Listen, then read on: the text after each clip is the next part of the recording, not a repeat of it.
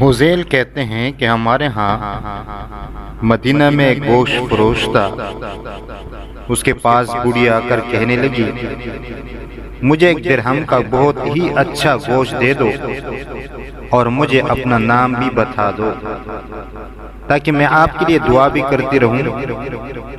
تو اس نے بڑھیا کو انتہائی گھٹیا گوشت دیا اور کہا، میرا نام من تمدا، یعنی جو اس کو کھینچے ہیں۔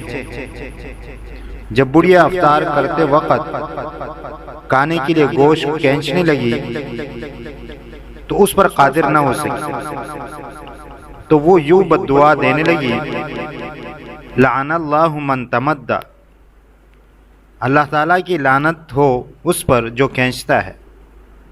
اس طرح وہ عورت اپنے آپ پر لعنت بیچتی رہی۔ تو اس سے معلوم ہوا کہ وہ قصاب جو تھا وہ بہت بڑا چالاک تھا۔